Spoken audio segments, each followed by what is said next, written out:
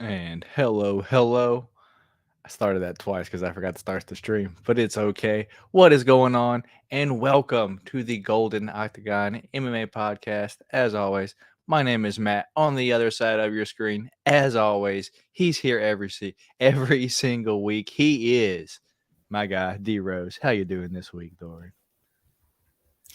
We live and at it, man. Another good pay per view over the past weekend. Another weekend where I shit the bed in all my bets. So, thank you, Sam Patterson, for busting my parlay for me there. So, and I tried to chase a little bit, and I still lost. So, best advice for everybody out there: just don't gamble on MMA. It's really not worth it. Yeah, it's tough, but it's always fun, dude. So that being said, before we get started too much on the what happened this past weekend, let me give you guys a rundown on what's happening on today's show. So up first on today's show, we're going to be talking about this past weekend's pay-per-view, UFC 286, Leon Edwards versus Kamaru Usman. The third one, I'm going to give you guys a quick recap on that because, not a whole lot to talk about, and it's Wednesday. No one really cares too much about really what happened. We're going to move into some fight news and fight announcements as we do every single week. I'm going to throw him at Dorian. He's going to give me his opinions on the fights. I'm glad he's here this week because I was just saying them last week and it was weird. So, and then lastly, we will close out our show with our picks and our preview for this upcoming weekend's fight night. Marlon Cheeto Vera taking on the Sandman Corey Sandhagen. Yeah, so if you guys wouldn't mind, before we get started real quick, where is it at? Because I don't know where everything's at. It's all right. It's okay. If you guys wouldn't mind, just put the thumbs up for us. I think I deleted the banner because it looks stupid. So just put the thumbs up on the video if you have it, or if you're going to watch this back. We truly appreciate it. So before we get started, what's going on, Benjamin? How you doing today, my brother? Glad you What made up, Ben? it in here saying what's up, brother. I'm sure you won't be the only one. Just give people just a few seconds to pile in here because I was an idiot. Started the show, was ready to start talking, and then I realized I didn't hit go live yet. So after Dory was like, "Why is this playing twice?" because I forgot to hit go live. Yeah, no, I definitely did. I was sitting there. I was like, I was ready to get going. I was ready for the music to drop. When you drop the music, Yeah. hey, that's when kind of get the flow going a little bit. So Yeah. Oh, I didn't drop the music, did I? That is one thing that I forgot to do. yeah, the Anyway. music. I'm not gonna lie. Yeah, All it's right. good. All It's a right. good little Here we intro. go. It's Here almost we like go. the WWE style, man. Here we go. Just to make you happy.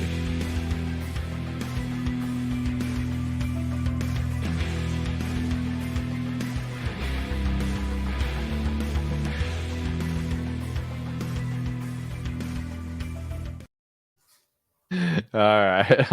All right, See, man. I felt like Brock Lesnar, man, when he's just sitting there just jumping around. And you hit the music. He's just doing the little neck roll, just getting ready to go out there and kick some ass, man. Yeah, Hell my yeah. my apologies on that. The having to start it twice kind of threw me off, so it happens.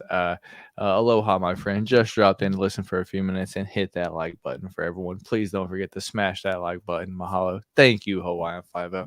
I Let's appreciate it, go. brother. Thank you very much. And Secret Jewess Paulo Costa thanks you as well. So yeah, man. That being said, let's jump into this past weekend's fights as quick as we can. I'm going to give you the results real quick, at least of the main card and a few other key points from the card. But main card, Leon Edwards did defeat Kamaru Usman via decision, and we'll talk about that. Justin Gaethje does defeat Rafael Fiziev via decision. Gunnar Nelson does defeat Brian Bam Bam Barberina via first round armbar. Jennifer Maia does win a decision, a very clean decision over King Casey O'Neill. Marvin Vettori wins a split decision, or I don't even know if it was a split decision, wins a decision over Roman Dolidze. And then our prelim card, main event of the prelim, Jack Shore does defeat Makwan Amirkhani round 2 submission. Chris Duncan does defeat Omar Morales by decision. I didn't see that going to decision, dude. And the one that really put a strong hand in my mashed potatoes, in all my parlays, dude, was this Sam Patterson losing via a minute into round 1 by Yanal Ashmov. Dude, that one crushed everything. I was so confident in that, and it just really, dude, just as I said, put a strong hand in my mashed potatoes. Not good, dude. Muhammad Makayev does defeat Jafael Fiallo in round 3 via rear naked choke, and we'll talk about that one for a second. Lerone Murphy does defeat Gabriel Santos via decision. Christian Leroy Duncan does defeat Dusko Todorovic off of a round 1 TKO technically, but he kind of fell, hurt his knee just a little bit. So I don't know if we can look too much in that fight. Jake Hadley gets Malcolm Gordon out of there early with the body shot. Round 1 TKO for Jake Hadley. Joanne Wood does get the decision over Luana Carolina. Jai Herbert and Ludovic Klein do go to a draw decision. And the one that everyone was giving me all kinds of crap for last week, Juliana Miller does lose to Veronica Hardy via third round decision. So let's go ahead and get this out of the way. Our 5 different picks for this past weekend was Veronica Hardy versus Juliana Miller. I did go Veronica Hardy. Dorian did go Juliana Miller. Our second fight was Joanne Wood versus Luana Carolina. Dorian did take Joanne Wood. I went Luana Carolina. Our third different fight was up on the main card was Jennifer Maia versus Casey O'Neill. I did go Jennifer Maia. Dorian did go Casey O'Neill. Our fourth different fight was Justin Gaethje versus Rafael Fiziev. Dorian did go Justin Gaethje, and I went Rafael Fiziev. So we're tied 2-2, and our tiebreaker was the main event. Dorian did go Kamaru Usman, and I did go Leon Edwards. So that means I am, boom, and still, baby, this week again on our road. We will continue it, and still pick champ of the week, dude. So hell yeah. Let's see what the chat has to say. I'm not on the Let's screen. go. So let's just see. Set the alarm on my phone. Wasn't going to miss the live stream. We appreciate Hell you joining today. Let's go, Tanker. Appreciate it, brother. I am like button. Say wait, hold on. I am like button number 5. Say that's what's up, brother. I appreciate you. Let's go. Matt, how many MMA shirts do you own, brother? I just kind of keep acquiring them at this point. I have a closet full. I would guess probably like 20, but 10 of which are Sean O'Malley shirts. And then they're all green and rainbow colored. What's going on, Daniel? How you doing today, brother? Appreciate you stopping by. What up, Daniel? Yeah, man. So this past weekend, man, aside from the main event, co-main event, yeah, I'm gonna let you start at the main event, dude. What did you think about the main event? Because I know you had some strong opinions on it. I thought Leon won either way. Personally, I thought there was a discussion to make that he won all 5 rounds besides, what was it, round 2 or round 3 with the point deduction, and that round should have been a 3 tie. Yeah, that round should have been a tie. I thought he won all the rounds, to be honest. I don't think Usman really did anything but run at him and pretty much get hit. He was trying to pressure him, but it didn't really work for the most part. And fucking Leon was staying at range, picking him apart, defending all the takedowns. Kind of some fouls here and there, but dude, let me know your strong opinions and why you think, or just what you think. Well, I mean, when you look at it, I think overall in the scoring, I do think that Leon had won the fight 3 rounds to 2. I thought it was a little bit more competitive. I thought that Usman had won the 3rd round, and I thought that he had won the. I thought he won the 2nd round as well. I know that he had ate the knee that ended up kind of stumbling him and rocking him. But Usman at the end of the round, I know the judges can't see the strike count on the scorecards, but Usman did land more strikes at the end of that round, and he had the moment in the 2nd round where he hit him with the right hand, and he almost kind of stumbled Leon, and then he took him down, and Leon went to get back up, but Usman held him there for a good 15, 20 seconds, just wailing on him with big left hands. So I thought that there was enough control and dominance there for Usman to get that round. I thought he won the third round, and then with the point deduction from Leon, I thought it made it a 10-8 round for Kamaru Usman. I thought rounds 4 and 5, I thought they were cleanly Leon's rounds. I guess I was just scratching my head because I was just so confused at the fouls that Leon was actually making in the first place with the glove grabbing. He grabbed the gloves in the first round, and Herb Dean kind of warned him, and people were saying the nut shots. I'm not going to say that those were any way intentional, but I do think the fence grabbing, the glove grabbing, stuff like that, that's stuff that, Leon's a true, I guess you could say a true mixed martial artist in that sense, that he's kind of the, by the book kind of guy. So I guess just the fouls more surprised me, and it more kind of, I guess it irritated me because to me, it almost kind of clouded the fight, because I think at the end of the fight, Leon won 3 rounds, Kamaru won 2, but I think with the point deduction that it should have been a draw. So I think that in the end, it's kind of tainted the result for me a little bit, because I thought that it should have been a draw. Regardless, Leon would be and still. And I thought that rounds 4 and 5 are clean. I thought rounds 1 was pretty clean for him. But I want to ask you, in terms of round 2, how would you score round 2 in terms of the damage, presenting what I had said? Leon had landed the big knee, but at the end of the round, Kamaru had landed more shots. And about that last minute of the round, kind of had a rally there at the end that could have won an argument for him. Truly, I would have to go back and watch it. I don't remember off the top of my head, but I do know that I remember thinking damn, fucking Leon could have win all these rounds. In my eyes, I thought he did win all the ones from the side that he got the point deduction. So, but that's just me. I was going for Leon. I maybe could be a little bit biased. So it is what it is. I'm not a judge. I haven't looked over the rule set, at least pretty recently to know exactly what I'm doing. And I was on the couch, I wasn't sober or anything like that. I was just watching the fights as a fan. But I thought Leon won all of them. By no means was I in a shape to be clearly judging a fight or anything like that. But yeah, I thought Leon won all the rounds besides the ones that they got the point deduction. He won, but the shots didn't have impact. The knee did, but I was arguing that round with people live. I can see it both ways. Yeah. So as I said, or as Luke says, it truly could have gone either way. You can't be too mad at it either way. So anything else on this fight, dude, or you want to move on down to the co-main event, which was truly the fight that I was most excited for overall? Yeah, we can. Or do you want to spin it forward as far as who's next for Leon, or do you want to save that for the news? No, I think we can just kind of save it for the news. But I mean, by now, everyone probably already knows for the most part. So Justin Gaethje versus Rafael Fiziev, dude. I thought round 1 was clear for Rafael. He came out. He was the more quicker fighter. I think that Justin was trying to throw these hard shots at him, but Rafael's head movement, and he's just so fast. He was just getting right out of the way. Round 2, Trevor Whitman told Justin exactly what to do. Hey man, just touch him.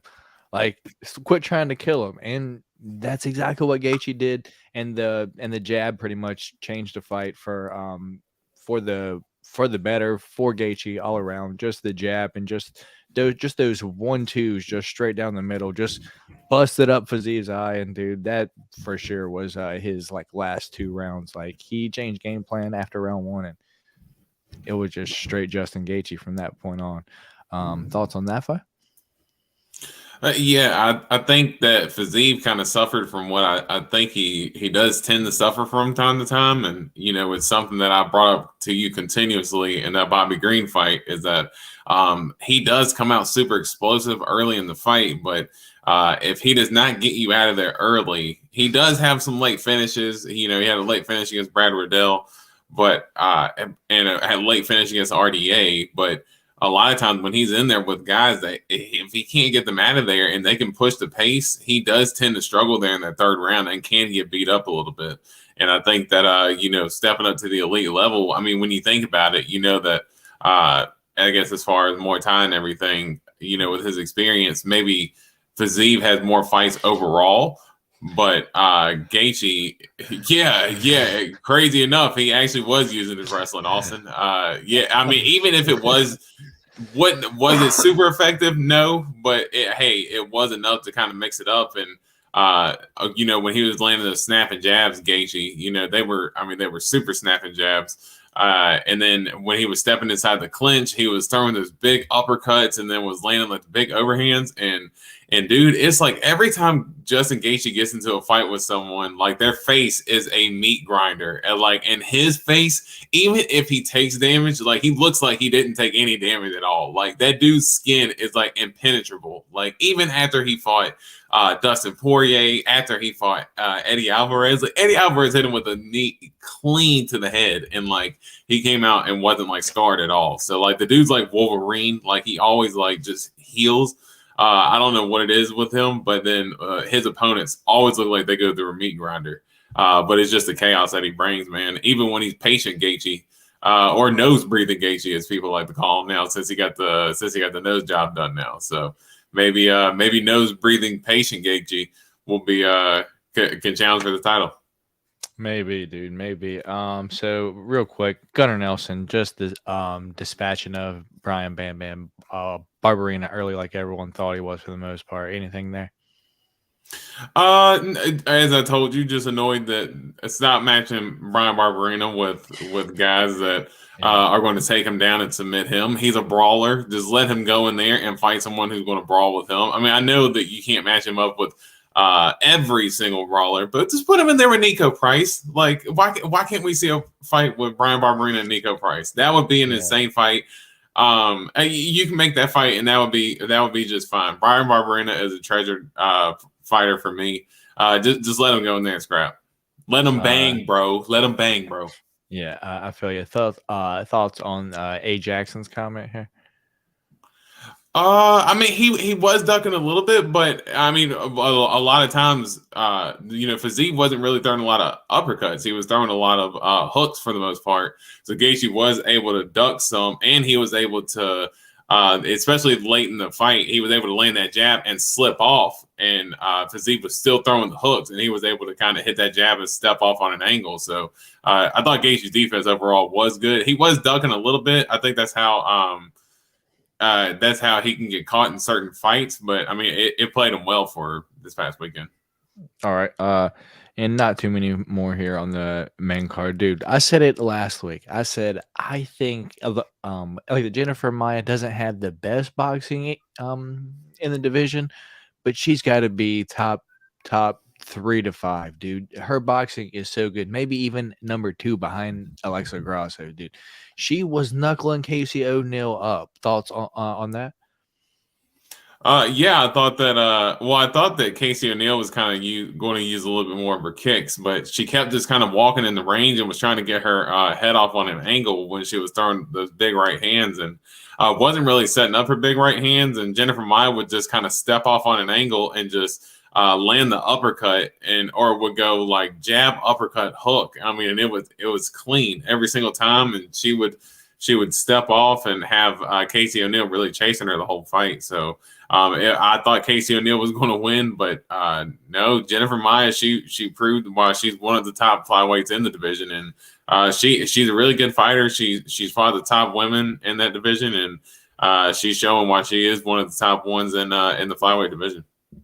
Yeah, dude, and a little bit older, but still doing her damn thing, dude. So, dude, how did Marvin Vettori win this decision over Roman Dolidze, dude? I thought Roman won all the rounds. I was like, 30-27. That has to be Roman. He was, dude, clubbing the shit out of him with the overhand right. Personally, I thought Roman won, but looking back, I guess the staying on the outside, like the leg kicks, like the training at, where was he at? Tiger Muay Thai, something like that, really paid off. I guess okay win, but man, Roman, like the leads, they announces himself at clearly well inside the top 7 of the division. Yeah. Yeah, no, I think for sure. And he took this fight kind of on short notice too. So, and he took a lot of fights in succession. So, I tell you a lot of times it's hard for fighters to take fights as often as he's taken them and be able to sustain success because you really need that kind of rest period and, just kind of that training period to kind of give yourself a chance to kind of level up. I know he's 34 right now, so he knows he doesn't have the most time, but with some of the wins that he was able to pile up, maybe he doesn't need to rush as much. But when I went back and actually watched this fight, so the first round, I thought the first round was clean to Lize. I mean, he was just absolutely cracking Marvin. That second round was a little bit closer than I would have liked to have admitted the other day, but might have been because I had a straight bet on Roman Dolidze to win as well because I was super confident that he was going to get the dub. But that second round was pretty close, and I told you that I did think that Marvin did win the third round. I thought Dolidze kind of gassed there a little bit there at the end because where he was trying to get the finish. Dude, Marvin's chin, dude, that is a chin of legend. I mean, that's Diaz, Tony Ferguson. I mean, the prime Tony Ferguson. I mean, that's Gaethje. That's one of those legendary chins that to take the shots that he was able to take, dude. I mean, that was just absolutely ruthless. Benjamin Chode saying, Jennifer Maya said Casey was greased up. That's why she had to box when she wanted to. Oh. Man, but she was doing pretty well with the knuckles, though. She has pretty good yeah. angles, dude. Yeah, no, exactly. I thought the same thing. I mean, if it ain't broke, don't fix it. And I thought her boxing was just clean the whole time. So, if she can keep it standing and just box her up, why not? Yeah, man. So the down in the prelims, anything on the prelims that you want to talk? Oh, one thing for sure, Sam Patterson, dude. See, if I'm wrong on a fight, I would much rather this happen than he just get his like ass handed to him like all 3 rounds. So like he just came out, got blasted. It can happen to anyone, and it was crazy how it happened. But because he got like knocked out with the same hand that he was getting taken down with, it was crazy because like what's his name? Ashmov let go of the leg and came over the top with the same hand and just crushed Sam Patterson. I was like, well, that really shit on everything I had. So, it did the same thing for me, dude. I told you, and I had a crazy parlay, like $5 would have won me like 120. So I was like, dude, I was so pumped, and I had pretty much all favorites, and except he was one of the big favorites that I had, and he ended up shit in the bed, and I was like, oh my goodness. But I mean, it was a clear knockout for Ashmov. I mean, he missed with the first right hand initially, but as he's falling, he swings the left hand and like cracks him as he's falling, and then he like falls on the back of his head. So he's out at that point, and then just all the other punches that he took was not going to say unnecessary because the ref didn't stop the fight, and he was kind of fighting back a little bit. But when he got up, like owed fucking Mark Goddard money, dude. Like Mark Goddard let him have it, dude. Dude, I mean, he got clubbed, and when he got up, he was trying to fight Mark Goddard after the fight. He was so rocked, dude. He was trying to go for the takedown, like he was like, the fight's over, and then Sam's like he's trying to like go back in for a takedown, like after he ended up getting knocked out. So he got clubbed pretty good, but shat on every single freaking parlay I had just about. Dude. Me too, dude. Did put the strong hand in my potatoes. Muhammad Makayev, dude, gets his pretty much knee ripped off, and then oh my god, look at what you had to see what Swayze Dalton said. Guy fought harder versus Goddard than the thigh clinch. For sure. He really did. Yeah, Mark Goddard, dude, he had to restrain him pretty good, like a couple of times too. Like, hey, fight's over.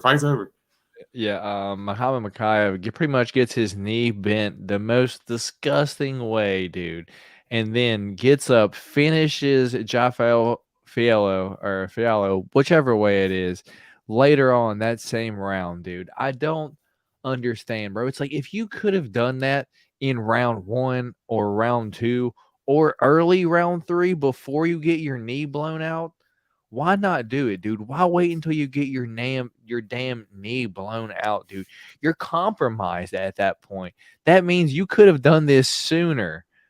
you're at 100%. What the hell, dude? Like, it's almost like he tries to prove a point, stay in the fight as long as he can, and then round 3, he's like, all right, I don't want to leave it to the judges, so let me finish this fight. Give me your thoughts on this fight, man. Yeah, he does tend to play with his food a little bit, but I thought Filia was I thought he was giving him just a little bit more of a fight than what we had kind of anticipated too. But I thought Makayev. What do you think about the controversy? I don't. Did you see the clip of Makayev? Apparently, some people are saying that he had tapped initially in the. I think it was in the guillotine. Dude, I paused it and rewinded it at the end of the first round because I was like, did he tap? Did he tap right there? So I paused it, rewinded it. Like I asked my girlfriend, and her opinion was like, I think he was saying like good job or something like that. Like, you know how like fucking Yuri like was doing against Glover in like their shit. Like how it's like he's like good job, but it's like he like I don't know, it was kind of odd. So I mean, I hate seeing that because it's like, damn, like that could be like easily like been like, hey, he tapped right there's like the footage, fight's over, and he's now like not undefeated anymore. Bro sacrificed maybe a whole year off just because he didn't want to tap. If I got bills to play, I'm tapping in that moment. I feel pressure, bro. I feel you, bro. Thoughts on Ajax here, dude? Yeah, I mean, you sacrifice a little bit, but in terms of like his stock and where he's going moving forward, who knows if he was due for a contract soon, and if he's getting that win, you know, he's going to have a lot more leverage going forward than not. So, you know, in terms of negotiating for more money. So I mean, it sucks, but that's how it is, man. Dude, exactly, dude. His knee had to have been ruined, like to the point where he's just like, fuck it, dude. Did you see the photo of his knee? Yeah, dude. Afterwards, it looked like Patty's face after a fight. Yeah, dude. It was not like because his punch, just because what he's been eating, dude. It looked like it looked like Faziv's face, like afterwards, like dude, just so freaking swollen. Muhammad is refusing to fight Jeff Molina. I wonder why. I thought they released Jeff Molina from the UFC already. No. I don't think they've released him yet. Kraus thing, right? I believe he's still suspended, but I believe the Benjamin Chode comment is in reference to the breaking news. I know. Breaking news. Hey man, I have to say I've heard about it, but at no point am I going looking for this, and I haven't seen it, and I don't want to see it. So, you know, I'm just going to throw that out there. I'm not going to look for it. We got our guy Papa Chuck in the room. What's going on, Papa Chuck? Papa Chuck, sorry for being late to class. It's all right, brother. You can come and go whenever you please. Just happy you made it here today, brother. So thank you for stopping by. Yes, I'm going to San Antonio this weekend to see Cheeto versus Sandhagen. Can't wait to the fight. Can't wait to see the fight. Well, that's you know, brother, that's great. You know, I hope you have a fantastic time. And if you're wagering any money this weekend, hopefully you win all of it, brother. So good luck. Yeah. Hope you have a great time. And hopefully you have some good seats, because that's my only gripe. It's like, man, there will be some like $400 seats, and then like you realize like $400 seats ain't shit. Hopefully, hopefully Noah can meet some people. Yeah, hopefully Noah can meet some people too, man. Meet some of the fighters. If Chase Hooper bet either of you guys $5,000 that he could finish you within one of a round, would you take that bet? Full size octagon, no apex BS, brother. It depends. Is Chase Hooper 145 and I don't have to weight cut? Because if so, I might take that bet, because we're around the same size, I think. Because I would say he's around like fucking 6 foot, 6'1", something like that. Full size octagon. I don't have to cut weight. He does have to cut weight. His striking's ass, dude. All you have to do is just not get fucking taken down, dude. I was in high school wrestling, you know, fucking middle school wrestling. I know what I'm doing to not get taken down, dude. Hey, Hey, and we seen what Leon did. You know, Leon was able to grab the cage and get the point taken away. So I Exactly, mean, bro. hey, I mean, Hey, as all I long have to as do is like last the round. I'd get fucking DQ'd. I'll come out with hit him with fucking John Jones's fucking. yeah. Dude, hell yeah. I mean, all I got to do is run, man. I mean, I just, just act like I'm going to throw a jab and just circle off. Hell yeah, I'm doing that. I No, no honestly doubt. think No Molina doubt. leaked it himself. I don't know, like, because it came out after, and I was like, well, this wasn't how I wanted to come out. So who knows? But at the same time, who cares? Give the guy a break. Like, I don't give a like if he wasn't, would I care? No. If he does, I don't care. Like, I don't understand like the big deal about it. Let the people live. Let them put in their mouths whatever they want to put in their mouths. That's what I say. 145.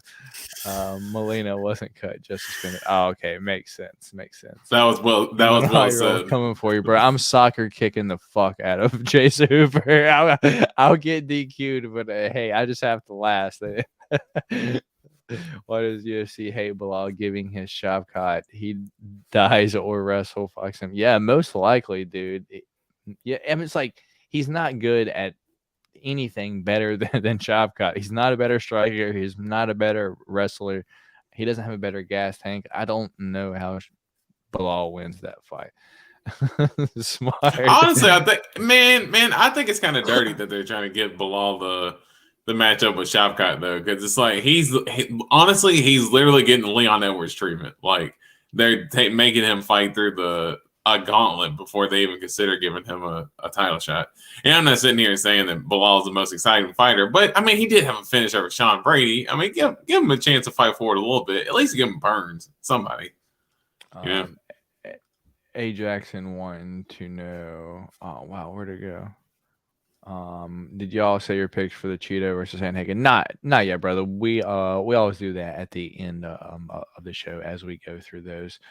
Aloha everyone. Just aloha everyone. Go to got to go. Awesome show, my friend. Mahalo. Thank you for sharing. I appreciate it, brother. Thank you for stopping by.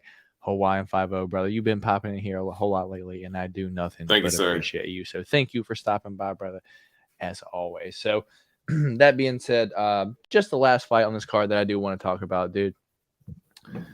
Veronica Hardy versus Juliana Miller, dude.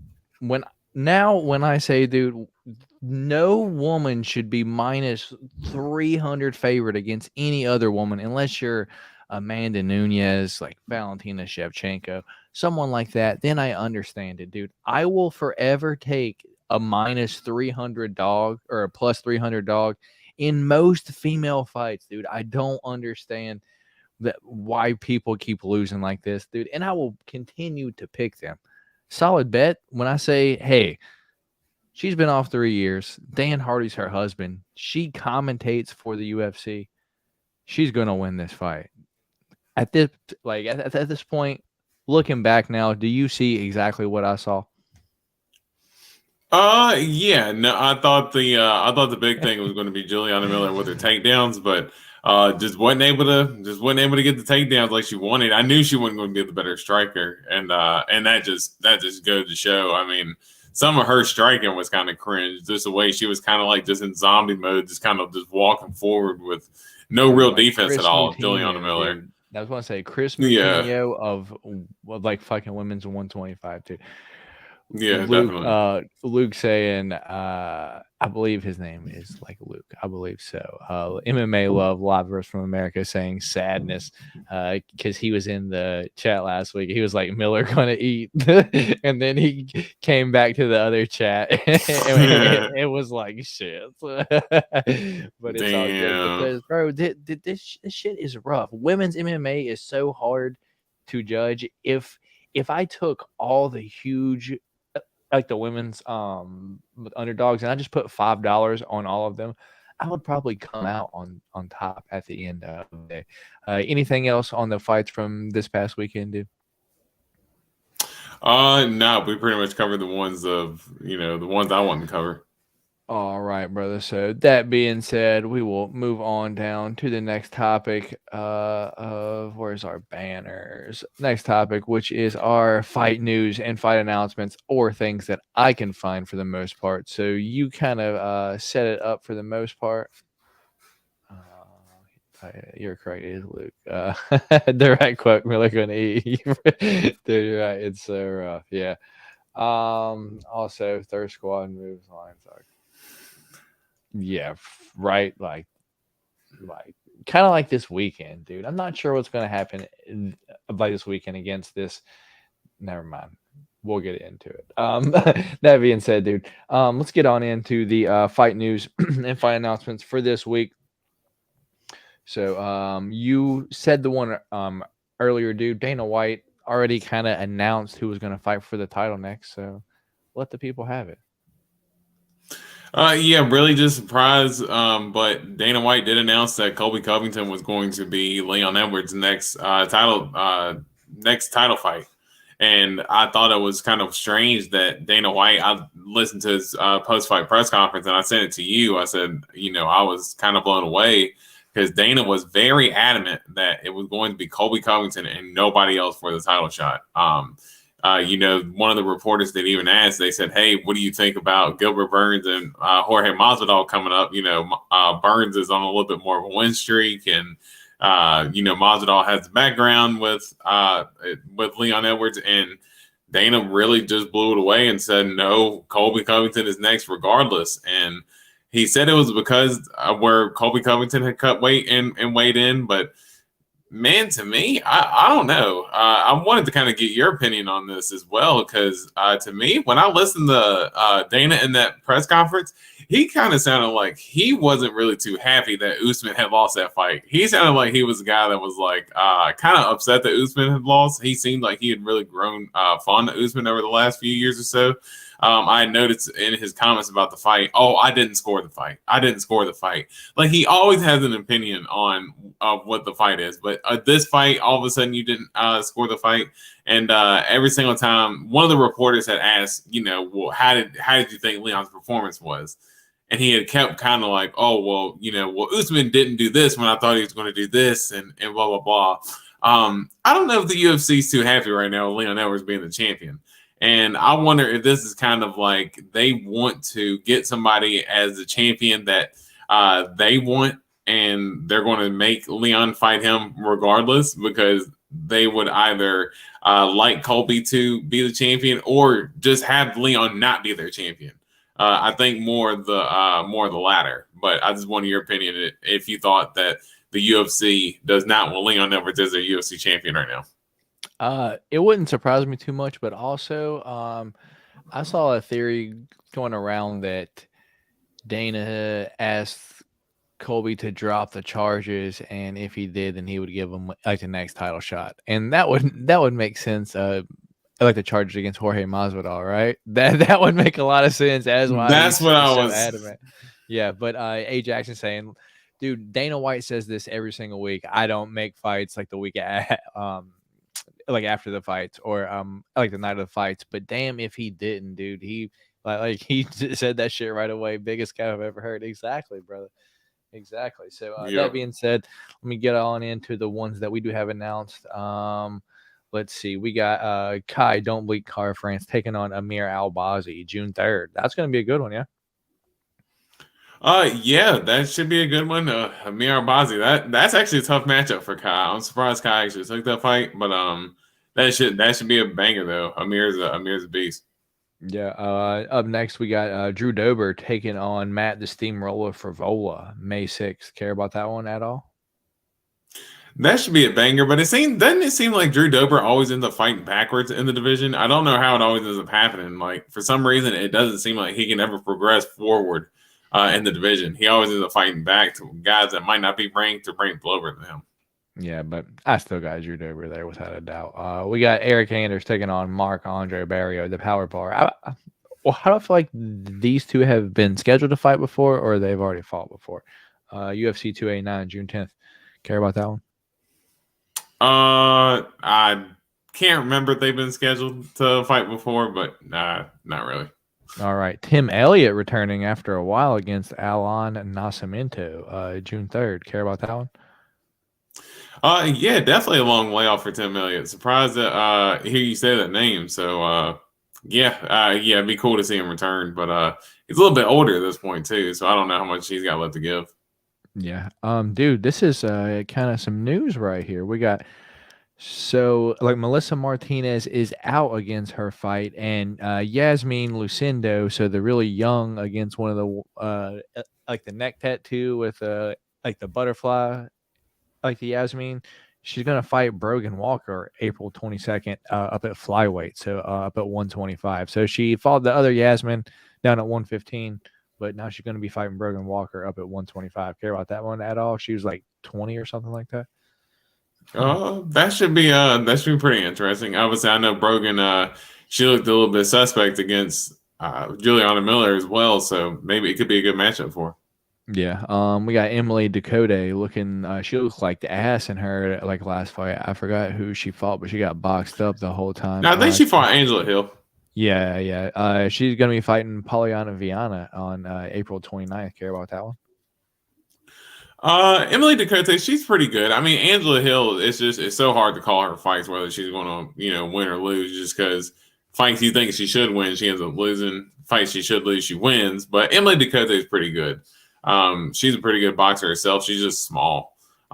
She should fight at 105 if they ever had one in the UFC. But yeah, it should be a pretty decent fight. All right, Jasmine Jazz Duvicius versus Miranda Maverick. I actually said this last week before you got here. UFC 289, June 10th. Give me your thoughts and opinions. Man, that could be pretty interesting. I don't know where Miranda Maverick's boxing is at this point. It's looked pretty decent, like her jab, but two wrestlers. I'd be interested to see how that fight's going to end up turning out.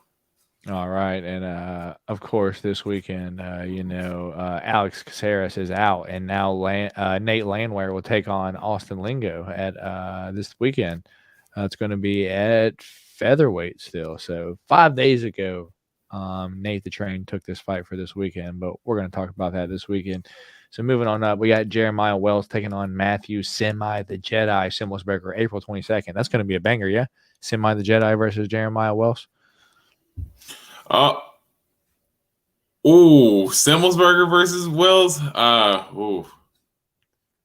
Dude, Jeremiah Wells is a savage. I don't know if that's going to be good for your boy Simmelsberger at all. Dude, he fought Chaos Williams.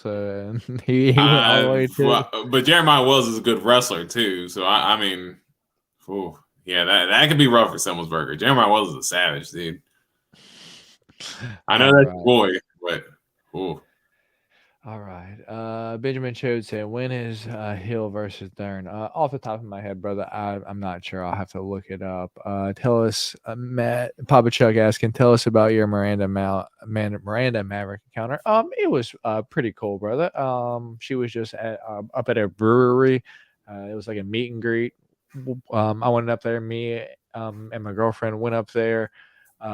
Just said what's up. It was super awkward because it's like there weren't a whole lot of people there, and we just kind of said what's up, and then everyone that was there kind of surrounded her, so it was kind of awkward. So I was there like 30 minutes like or so, but total there was like maybe like 15 people there, so not a lot of people there. So if a smaller fighter is having like a meet and greet like or something like that, and you think, oh, wow, there's going to be so many people there, I have no chance of going, you're completely incorrect. There's going to be no people there because no people watch MMA compared to any other sport. I guarantee you, like a meet and greet for like a defensive lineman is going to have way more people there for like any unranked UFC fighter for the most part. Can you agree, Doran?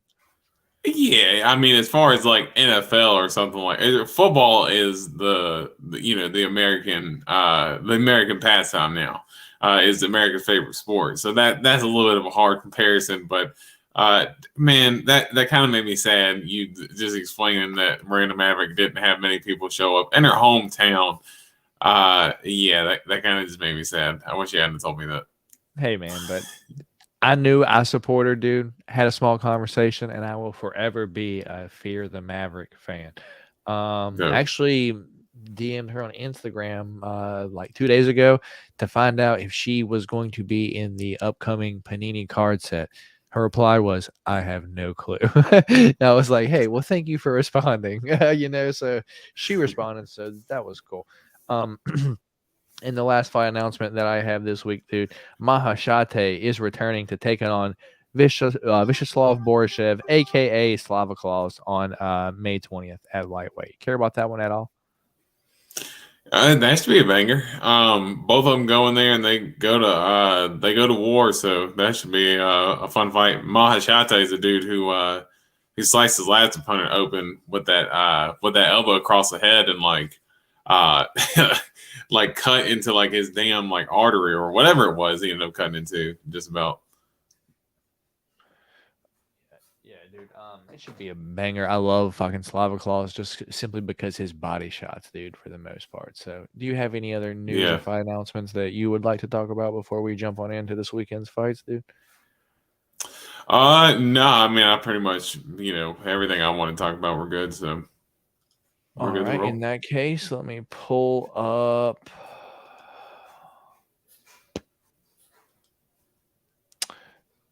Share my screen with you guys. Let's not share the audio in case those Colgate commercials want to play or those.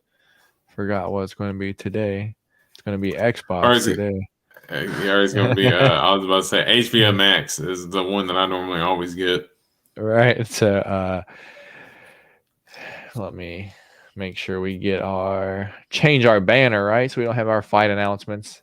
On our next topic of today's show, UFC Fight Night. Marlon Cheeto Vera taking on Corey the Sandman Sandhagen. We're going to give you our picks and our preview for this upcoming weekend's fight. So if you haven't already, please hit that thumbs up button for us. If you haven't, we got 13 of y'all in here live right now. So we appreciate every single one of y'all watching. So let's get into seeing what's up with this upcoming weekend's fights.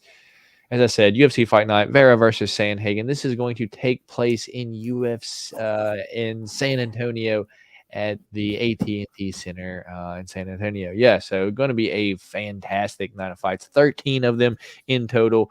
We got at the top of the card, Marlon Cheeto Vera taking on Corey the Sandman Sandhagen. We got Holly, the preacher's daughter, home taking on Yana Santos. Or I'm not going to get into hammer jokes right now. We got Nate the Train Landwehr taking on Austin Lingo. Andrea KGB Lee taking on Macy the Future Barber. Is she still the future, man? We can talk about that. I've had a few comments, some of my videos saying, "Hey, she's still the future. Don't question it." But I don't know if she's the future anymore, dude. We got Alex Perez going to get probably crushed by Manel Cop. What does that sound? Is that you or me? That's my dryer going off in the background. Oh, okay. I was like, let me make sure. Let me make sure everything's all right because I'm not looking at the stream. I'm just looking at the fights right now. So Alex Perez taking on Manal Cop. Chidi Injinkwani taking on Albert Duraev. Or I'm sorry, Chidi Bang Bang Injinkwani taking on Albert Duraev. Daniel Pineda taking on Tucker Lutz. Dude, I will forever say this. This dude's name sounds like an insult. You Tucker Lutz. I don't know why it just does. We got fucking Steven Peterson, dude. Fuck Steven Peterson taking on Your Lucas favorite fighter. Alexander. Yeah, dude. You don't fake glove touch with Chase the Dream Hooper and then punch him, dude. That's fucked up, brother. It's fucked up. We got Trevin Giles returning against Preston Parsons. CJ Vergara taking on Daniel Da Silva. I can't wait to talk about that one. We got Manuel Torres taking on Trey Ogden. Vinicius Salvador taking on Victor Altamirano. Probably some of the best teeth in the UFC you'll see. In our opener, curtain jerker, first fight of the night. We got Tamiris Vidal taking on Haley Cowan. So we will start right there. Tamiris Vidal taking on Haley Cowan, dude. Tamiris Vidal is actually, before we do that, let me come back to you for a second. Thoughts on this card, dude? Before we jump into it, breaking it down, making our picks, give me your thoughts on this card, dude. UFC San Antonio. I mean, I'm glad that they actually brought it out in front of a crowd. That was kind of one of my complaints a couple weeks ago was that I was kind of tired of going through the same old with the Apex. And, even if it's not anybody who's necessarily from San Antonio, just get some live shows going. So, I mean, maybe the crowd will kind of bring some more energy to it. And I like the main event too. So, I mean, they had Sandhagen and Cheeto scheduled for the Apex a couple weeks ago, but they moved it, and rightfully so, because that fight deserves the crowd. It does not deserve to be fought at the Apex. So, I mean, the prelims, but the main card's pretty solid for a TV card. Let's say that. Fair enough, brother. Fair enough. I have to agree with you for the most part. One thing that I do also want to include or interject with, however you want to put it, I believe them bringing this card to Texas as they normally do, dude, and just looking at how I like the matchups are, we're going to have some finishes on Saturday. Can you agree with that or no? Yeah, man, I do. I think so. And you are right about that Texas energy, man. They seem to bring it every time. That UFC Austin card was one of my very favorites from last year. If anything, it might have been one of my top three outside of a couple of pay-per-views. But yeah, they usually seem to bring it to Texas every time, and there's some fire matchups this weekend. All right. So that being said, let's get into it. Tamiris Vidal versus Haley Cowan. Tratora, or the Tractor in Portuguese, taking on all hell Haley Cowan, dude. 7-1 for Tamiris Vidal, dude. Won her last 5. Lastly, hit Ramona Pascal with that flying knee to the body on her UFC debut. Haley Cowan was, I believe, on the Contender Series. Just once. But she did win via split decision, got the decision.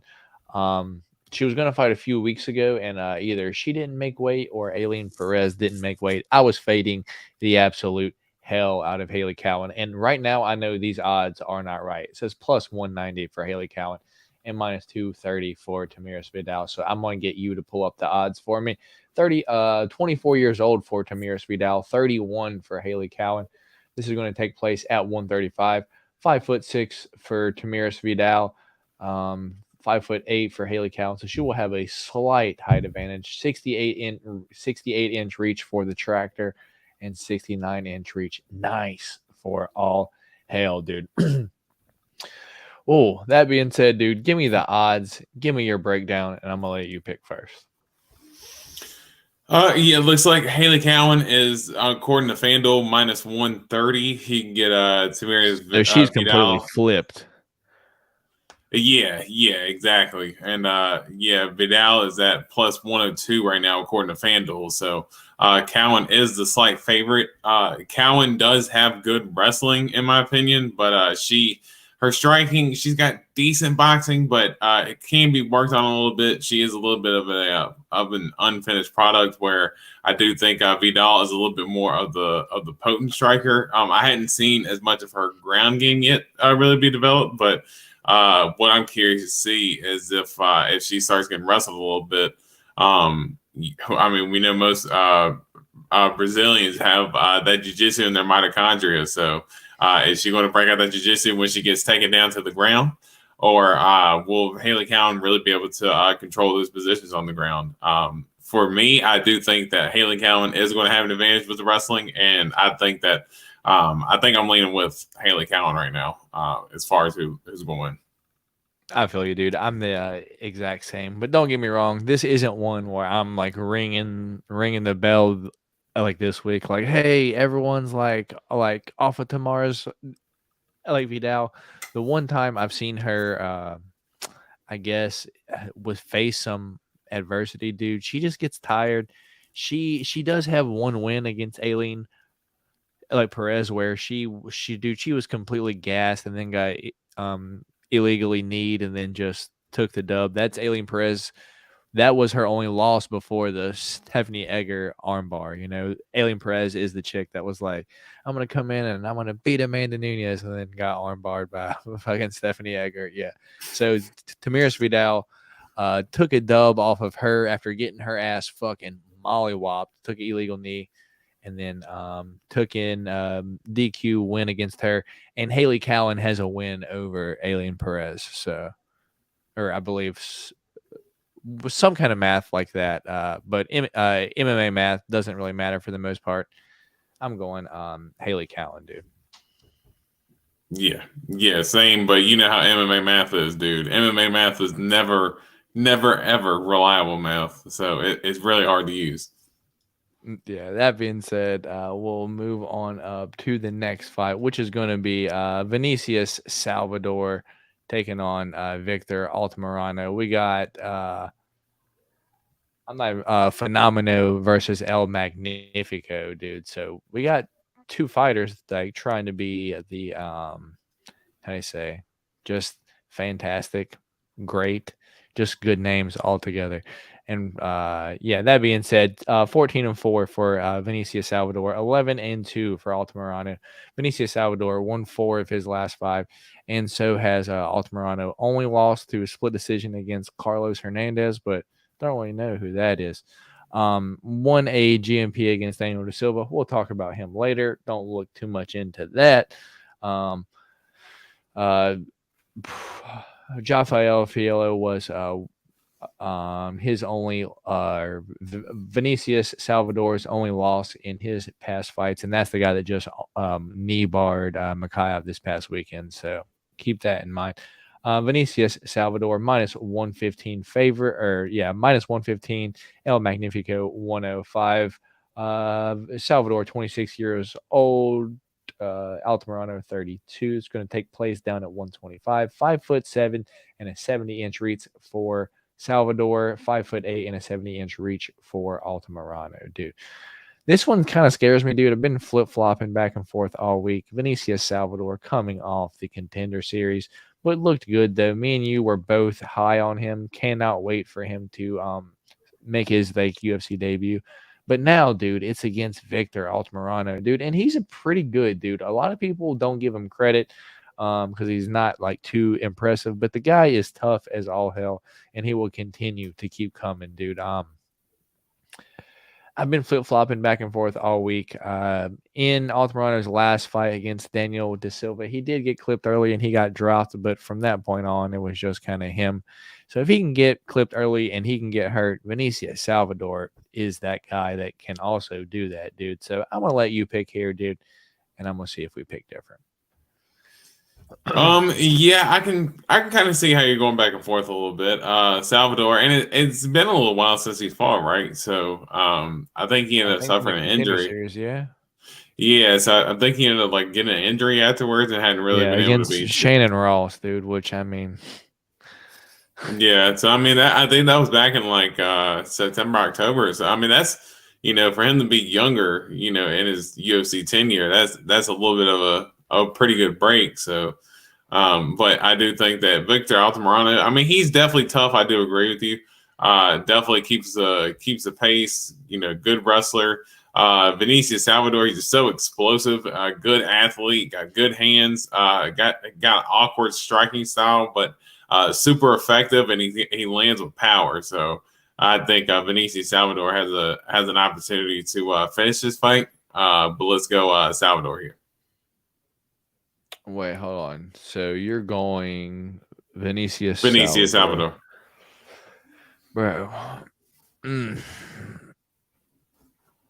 I'm still, as you said, I was kind of high on him coming off the Contender Series. Bro, I'm still split because it's like, what happens if he gets extended just a little bit? Yeah, let's go Salvador, dude. I am like with you, dude, but it's not going to take much for me to hop off the Vinicius Salvador train. I'm going to throw that out there. If he comes out here and does what I think can happen, he just looks good round one and then just has no gas left after round one, that's going to be like, that's exactly what I was scared of, him coming off the Contender Series just looking good and then now not really UFC level for the most part, but we'll see, dude. 26 years old. I'll give him a shot. Let's go Vinicius Salvador this week. I'm rocking with you. So moving on up. Next fight of the night, we got Manuel Torres taking on Trey Ogden, dude. Probably don't have the correct odds, so let me give you the statistics and I'll throw it to you. You can give me the odds and let me know what you're thinking here. I already have my pick in my head. I'm not going to go against it. We got Manuel Torres, El Loco, taking on Samurai Ghost, Trey Ogden. 13-2 for Torres. 16-5 for Ogden. Manuel Torres, 28 years old, 5'10" with a 73-inch reach. Trey Ogden is 33 years old, 5'11" with a 72-inch reach. Trey Ogden looked fantastic against Daniel Zellhuber in his last fight, but let's see, did Zellhuber show up or not? Lost a split decision to Jordan Levitt, though. Let's keep that in mind. What's his name? I forgot his name. Manuel Torres won against Frank Camacho, but Frank Camacho is really, really old, so he did knock him out via right hook. And he's a human punching bag too. Frank Camacho is. Yeah, and then before that came off the Contender Series, dude. So that being said, I have mine in my head, dude. I know who I'm gonna pick. Give me the odds though, because I'm not sure if these are still correct, and let me know which way you're going. So on FanDuel, the lines are actually locked right now on FanDuel, which is a little bit weird. But on ESPN right now, they have Manuel Torres at minus 150 right now. Trey Ogden at plus 125. So they've gotten a little bit closer since this came out. Yeah. So the line's and the line's pretty close for the most part. From everything that I'm kind of seeing, but Manuel Torres coming off his last few, a lot of his fights are early finishes. So the only thing that kind of makes me a little bit hesitant, because I am leaning towards Manuel Torres, but man, has he really been kind of drawn out a little bit, because Trey Ogden did lose a decision to Jordan Levitt, but it was a split decision though. So it was a well contested fight, and he's kind of gone all 3 rounds in his first 2 fights. So he's kind of got a little bit more octagon experience. So is Manuel Torres going to come out and try to fight like a madman, or is he going to come out a little bit more composed and measured? I don't know which version we're going to be able to get, but if we get the more composed, collected version, I do think that Manuel Torres is the more dangerous striker of the two. Ogden's probably the better wrestler overall, but as long as Torres can keep it standing, I think that he can pick up a part on the feet and get a decision win here. So which way are you going? I'm going Manuel Torres. All right, just to let you know, the dude's gonna come out and fight like he just did a bunch of crack, dude. That's how he fights every time. He has nothing but first round wins. But at the same time, Trey Ogden just now left Glory MMA, and I forgot which one of our commenters said it last week or a few weeks ago. Fade everyone coming from Glory MMA, dude, and I will continue to do that. I'm going Manuel Torres here this week with you, dude. He's the slight favorite, yeah. Torres is minus 150 right now on according to ESPN. But it wouldn't surprise me if Trey Ogden came in here with a good game plan, because he does have a lot better ground game, and we haven't seen Torres pass around one, as you said, for the most part. So I am going Manuel Torres, but strictly fading the Glory MMA shit, because we don't know how long he's been training with his guys, and if that was Papa Chuck that claimed that fade for you there. Who took the claim for the fade, the Glory guys. Yeah, well, I appreciate you, Papa Chuck. I will forever do that. If it's their first fight outside of Glory MMA, then we have to fade that fighter. So me and Dorian both fading him this week. So don't forget, Sax has new arrivals, if you guys didn't know. But we got CJ Vergara taking on Daniel Da Silva, dude. And see, dude, I love this fight. This is my favorite fight, dude. Because if there is one person that gasses on their way to the octagon, it's Daniel Da Silva, dude. This dude, I swear, he has 3 minutes of gas, dude. He takes a couple deep breaths and he's done. He looks good for 3 minutes, dude. No longer than 3 minutes, and he's done. Do you know who I'm talking about, Dorian? I've seen him fight a couple times. And he always looks really good, and then it just starts dry heaving 3 minutes into round 1, dude. It's like, what the hell are you doing? Stop throwing all the spinning shit. But hey, that just might be just the guy he is. Anyway, it is CJ Vergara taking on Daniel De Silva. CJ Vergara 10-1, Daniel De Silva. I'm sorry, CJ Vergara 10-4-1, Daniel De Silva 11-4.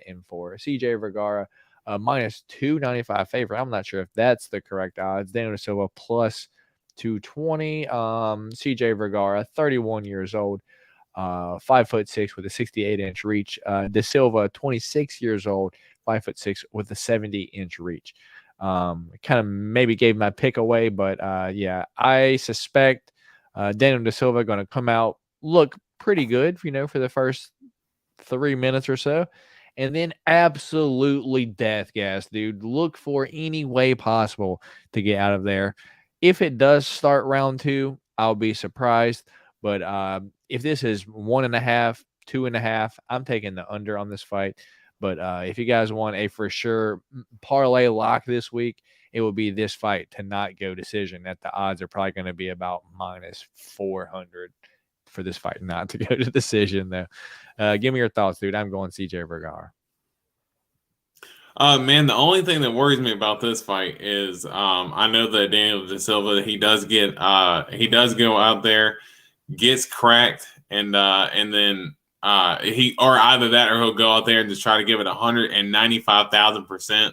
Almost kind of like Jordan Wright. He goes out there to either kill or be killed, and more often than not, he ends up getting killed in the process.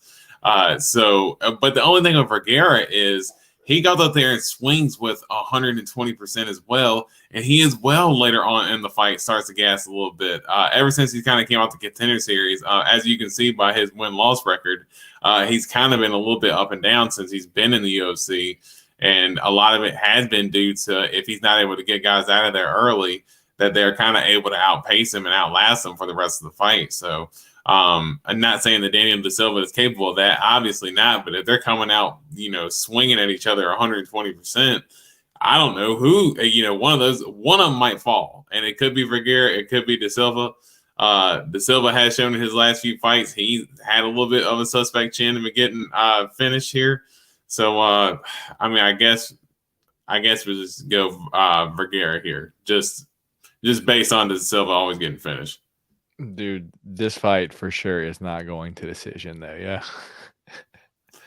Yeah. I don't see how it would, especially based on Daniel De Silva's results here recently. I think all of his losses are like in the first round. Yeah, dude. So that being said, let's move on up to the next fight. We're both going CJ Vergara in this one. We got Trevin Giles taking on Preston Parsons, dude. And I got to be honest, I don't really know too much about Preston Parsons, but I do know something about the problem. Trevin Giles, dude. Probably the craziest fight record you'll ever seen. Let's take a look at it for just a second. So just looking at the record of Trevin Giles, 15-4 overall. But let's look at a few of the names that Trevin Giles has fought on here for just 1 second. So let's click MMA. Wrong one. There we go. Last fought Luis Koski won via, dude, the worst fight on earth, dude.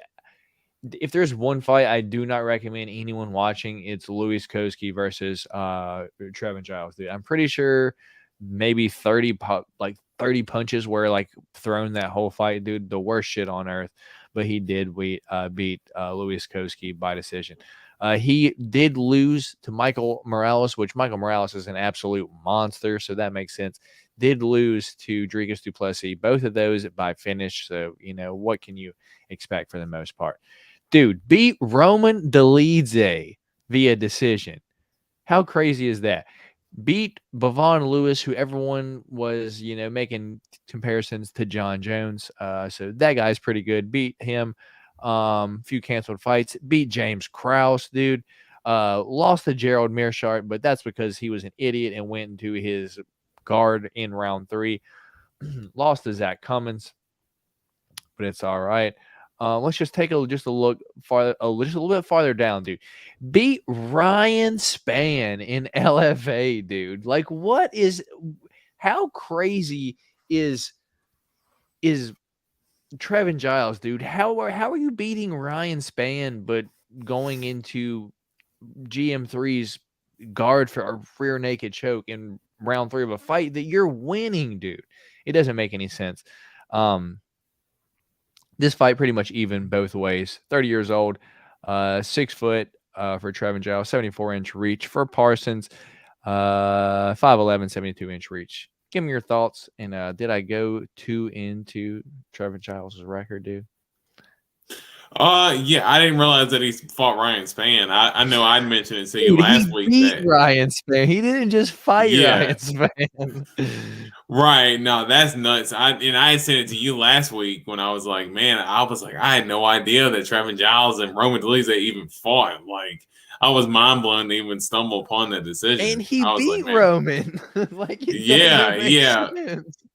Yeah, and he got knocked out by Drekus, so it's like it goes to show Drekus' power. You know, we know how Roman fights, so it goes to show that Drekus got some pretty good power himself. But Kyle's stopping no, in here. He has some crazy wins. Michael Johnson type record. Exactly.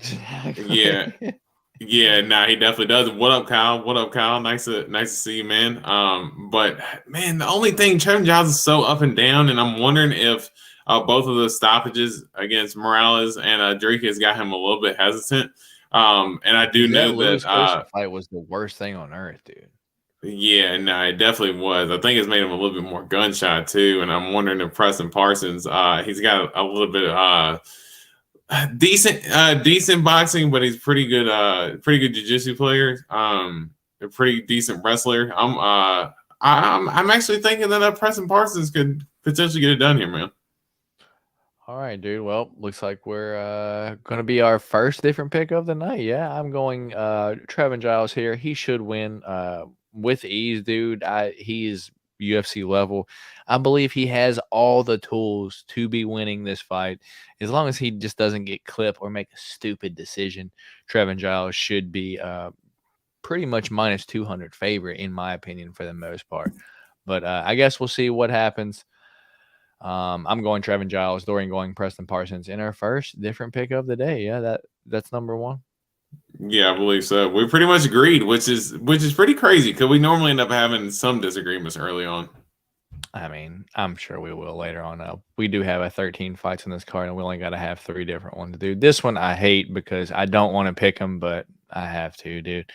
We got Steven Peterson taking on Lucas Alexander, dude. Steven Peterson with a stupid ass flaming Superman fucking logo on your chest. Out of all the tattoos in the world to get, you get a flaming Superman logo. Doesn't make any sense.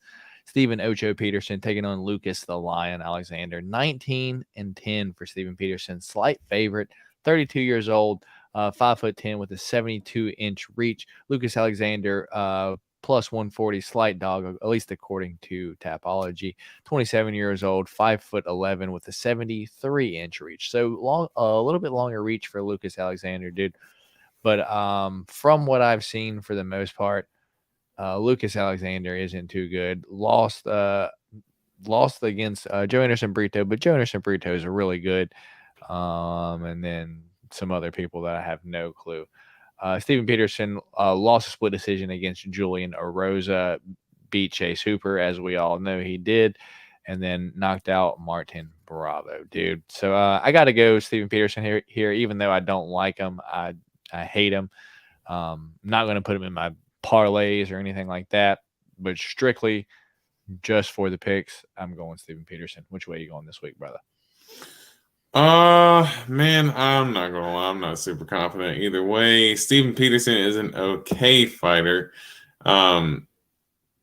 He's got decent wrestling. I mean, that Martin Bravo knockout that he had, it was a spinning back fist. It was like a double spinning back fist. Like, that was one of the best KOs I've seen, because Bravo goes to throw a spinning back fist, and like Peterson ducks it, then throws a spinning back fist back at him and catches him clean. So he does have a highlight that's pretty memorable. But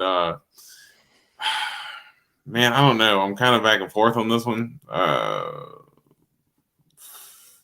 I mean, they got Steven Peterson at minus 155. I mean, that's pretty strong, when I think it should be a little bit closer to even. A lot more experience on Steven Peterson's side. Let's go with Lucas Alexander. Screw it. I don't know if let's save it and make sure we have different picks because I have no confidence in that whatsoever. But if we don't have any other picks, we can throw them in there. All right, so we'll keep that one in mind. Up next, we got Daniel Pineda taking on Tucker Lutz, dude. Daniel the Pit Pineda taking on Top Gun Tucker Lutz. Daniel Pineda 27-14, dude. Tucker Lutz 12-2. Daniel Pineda, dude, what's with all the what is this? Is it disqualification or overturn? Maybe grapple matches. Oh, maybe grapple matches. Dude, accidental eye poke, PFL. Nah, dude, those are fights. I don't know. So probably, this is the guy that was on the juice, on the Paulo Costa secret juice, and all of his fights got overturned in the PFL for juicing, dude. So think about that. PFL don't even have drug testing, and you failed drug test there. So what's he going to look like here, dude? But Top Gun Tucker Lutz, dude. Like I said, his name sounds like an insult, like on like one of those like old TV commercials, like you Tucker Lutz. I don't know why, dude. Every time I hear it, it's just like, man, that's just kind of odd. But the Pit is plus $195 according to Tapology. The Top Gun Tucker Lutz minus 250 favorite, 37 years old for Pineda, 5'7" with a 70-inch reach.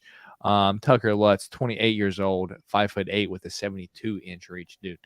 This one, dude, I don't think Tucker Lutz is impressive at all, not even in the slightest.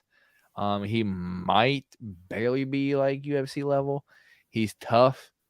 That's about it. He's not really even good anywhere. He's kind of just average everywhere for the most part. Just going to try to take you, control the fight, hold you up against the fence, maybe get a takedown, land some all right fucking ground and pound, but he ain't going to finish you for the most part. But Daniel Pineda, 37 years old, and all these overturns, dude, who knows what he looks like off the juice, because this last one, the eye poke, he was getting his fucking shit beat by Andre Fili, and then he took the eye poke DQ and won, I guess, lost to Cub Swanson via right cross, dude. His only UFC win is over Herbert Burns, and let's be real, Herbert Burns isn't UFC caliber anyway. He got tired and was like, my knee in his last fight. So yeah, dude. Damn, I truly don't want to pick here. Which way you going, man? Man, I don't feel confident either way, but I don't feel confident at all. But I just say Tucker Lutz by default, just because I don't think Pineda's that great. And man, when he fought Cub Swanson beat his ass, and that was one of that knockout was so savage. I've watched that knockout like 120 times. Like that shit was that was Killer Cub in full action. The way he landed the uppercut and the right cross, and he fell flat on his back, dude. It was straight savage shit from Cub Swanson. But yeah, with no confidence, Tucker Lutz. With no confidence, Tucker Lutz. All right, dude. So this is one that I'll put in here with no confidence. I'll go Daniel Pineda, just because I've never been impressed by Tucker Lutz, even in the slightest. Tank Niner saying the money will move that line. I'm assuming he's talking about this line, but I'm not sure. Yeah, not too confident either way. Not going to put in my parlays. I'm going Daniel Pineda. If we need it, we'll decide between those two which one we're going to throw in. This one, dude, I know we're going to pick different on. Chidi Njokuani. Chidi Bang Bang Njokuani taking on Machete Albert Duraev, dude. And before we started breaking this fight down, dude, I want to ask you a legit question and answer me truthfully and honestly. Does Chidi Njokuani have a bad gas tank, dude? I think that he can if he senses the finish and he tries to go for it and then doesn't get it. I mean, I think that's that was part of what happened with him in that last fight there with Gregory Rodriguez. Before that, he was just demolishing everybody. I mean, I think he was on like a 5-6 fight win streak, but there's a couple losses that he has in there that are by decision, but a lot of his losses are by finish, though. Man, that's actually he does have a lot of finished losses as well. So uh, I think if he can keep himself more composed, potentially, but with his power and explosiveness, I think it's just hard for him to pull himself back. All right, fair enough. So let me break it down. Chidi Njokuani, 22-8. Albert Duraev, 15-4. Chidi Njokuani, about a 2-1 favorite right now, minus 195 over plus 150 for Albert Duraev. Chidi Njokuani, 34, 6'3" with an 80-inch reach. Albert Duraev, 34, 5'11" with a 75-inch reach, dude.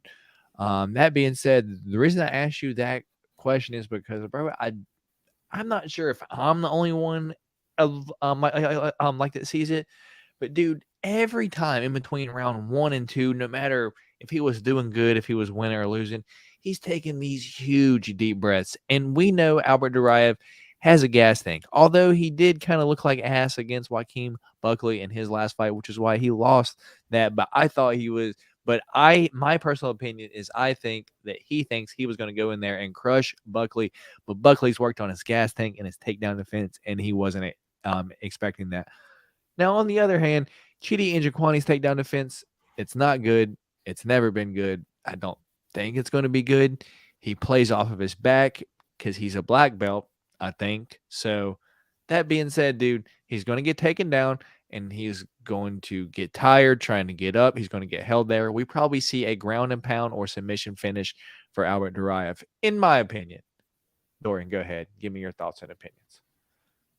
Yeah, I mean, I had a lot of hope for Duraev. I think until that Buckley fight, I think that Buckley fight kind of opened my eyes a little bit on him because I honestly, I remember I picked Buckley to win that fight. I remember you thought I was crazy for picking Buckley, but just seeing how the fight played out, I mean, Buckley was even when he did get taken down, was able to get up pretty easy for the most part.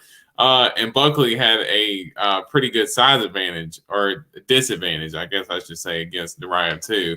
Chidi's going to have the reach advantage, man. I think it's going to be hard for Duraev to really get inside. I think Chidi can keep him at range, and I think if Buckley was able to get him out of there, dude, I gotta think that Chidi, with the power that he has, I think if he can keep him at range, I think he can. I think he can get Duraev out of there. So let's go, Chidi and Njokuani. All right, so this will be pretty much our first true pick of the day, yeah. Yeah. Well, we had another one before. Oh no, Preston Parsons, Trevin Giles, Yeah. right? Yeah. So that's our All second. right. All right. So that's our second true one of the day. Right. I believe we're both going to be on the same one here. Next fight on the card, we got Alex Perez taking on the Star Boy Manel Cop. 24-7 for Alex Perez, 18-6 for the Star Boy Manel Cop. Alex Perez plus 180 dog, at least according to Tapology. Star Boy minus 230 favorite. Let's see here. So it's going to be taking place down at 125. Alex Perez, 31 years old, 5'6" with a 65-inch reach. Manel Cop, 29 years old, 5'5" with a 68-inch reach, dude. And dude, I'm surprised Alex Perez is still ranked, dude. He has done nothing but come in there and just get fucking mollywop for the most part. I'm not confident on Manel Cap finish because he likes to play with his food sometimes. But I am 100% on Manel Cop like this week. I don't think Alex Perez is good. He maybe used to be good, but dude, when you look at Alexandre Pantoja came in here in his last fight and made him look like he wasn't even a fly on the wall, dude. Like he was a piece of paper, like crumpled him up and spit him out like he was fucking nothing, dude. And I know MMA math doesn't really work, but when Alexandre Pantoja fought Manel Cop, like Manel Cop had the footwork to escape that early onslaught from Alexandre Pantoja. He still lost the fight via decision, but you know it was a lot closer of a fight. Lost via he doesn't ever fight either. So Alex Perez never fights. And before that, lost a submission guillotine choke to Davison Figueroa, dude, a long time ago. And then before that, just Well, remember he had the 125,000 matchups of Matt Schnell that kept falling through. Like, dude. go Yeah, look at his Go look at his tabology, dude. That fight fell through like 6 different yeah. times. It was crazy. Yeah, and honestly, that was one that I think Alex Perez probably would have won, dude. As crazy as it sounds, dude. Maybe they should match that fight back up, dude. Maybe they should. Yeah, dude. I'm on like Manel Cop. I don't know if he's gonna finish him or if he's gonna beat him by decision. I'll probably take a little taste at both of them for the most part because, as I said, Manel Cop does like to play with his food. Which way are you going this week, man? Yeah, I gotta say that Alex Perez definitely has a lot going against him. You know, I'm not the biggest Manel Cop fan. Think he's Dude, hold on, he always hold on. You have to like you have to make the face like that he makes when he like fucking realizes that he won, that he may have lost via split decision. Yeah, every time he always has this thing when it was like when he lost to Pantoja and Mateus Nicolau, you know, when they announced it, and he's like acting like he's super shocked, and it's like, dude, don't be shocked that you lost at those 2 fights. Yes, you cleanly lost those 2, and he's like just acting completely clueless, knowing damn well he lost those fights. But he has looked better since that Mateus Nicolau fight. You know, he had a finish against Zuma Gulov and against Ode Osborne. Got the win against Dvorak in his last fight as well. He's looked a little bit better, and Alex Perez is hittable. Manel Cop's pretty slick, so I think he should be able to get the win here.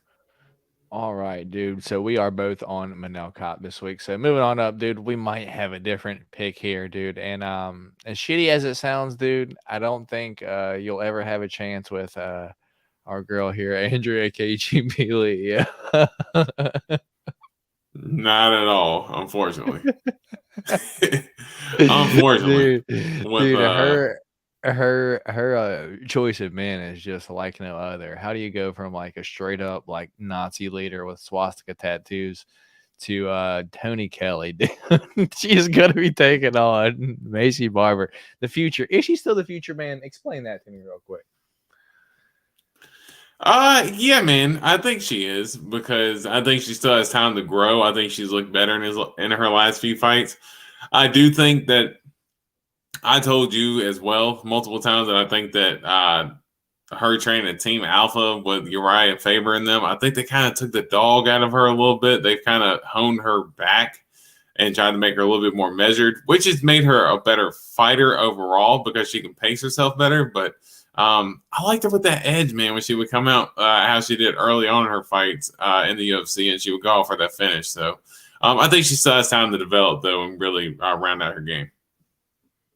So who are you picking? You were just asking as far as actually hold on. Yeah, you're right. My bad. Yeah, you're asking who was the future. So is she still the future? So you think she still has time to round out her game, but should she go by the future still? I mean, now that's a tough question. I mean, what is she? 23, 24? So, I mean, I think you can still go for the future if where is she? She's probably not in the top 10 within the flyweight division right now. I can't imagine. Yeah. So I mean, I think once you crack the top 8, you know, you can kind of drop the future because you're here. You're here at this point. But 23, 24 years old, she's still pretty young. She can go by for now. Running out of time, man. In my opinion. Anyway, 13-6 for Andrea KGB, 11-2 for Macy Barber, plus 165 dog for KGB, minus 210 for the future, quote unquote. 34 years old for Andrea Lee, 24 years old for Macy Barber. This will be taking place at 125. Andrea KGB Lee, 5'6" with a 69-inch reach, and Macy Barber, 5'5" with a 65-inch reach, dude. And this is how I see this fight going, dude. Andrea Lee is much better kicker, dude. And Macy Barber at distance, we know she kind of takes a little bit just to find her distance. Some people will say she likes the shadow box, which she does. It takes a little bit for her to find her distance. My thing is, I think Barber is the much stronger female, and I do think that plays into this. which is why I think she's a 2-1 favorite. I think Macy Barber pretty much going to push Andrea Lee up against the fence, maybe even get a takedown, land some decent ground and pound. But I got Macy Barber pretty much winning by decision. I wouldn't be upset if Andrea KGB got the decision win by keeping it at distance, just with those teep kicks, body kicks all night. I would be like, hell yeah, go KGB Lee, because I'm not the biggest Macy Barber fan in the world. But let's be real, I'm not the biggest I'm not even a KGB Lee fan at all. I'm just probably a Macy Barber hater for the most part. So that being said, I am a Macy Barber hater, but I am still going Macy Barber to win via boring ass cage hug, maybe a tossing KGB Lee down on the ground. Who are you taking this week, man? Yeah, I do think that I think that part of her game has been due to the alpha male thing, man. When she fought earlier in her fight, she was a dog, dude. I mean, a lot of first round finishes, just savage elbows, and she's still nasty with the elbows, but she looks for a lot more control now.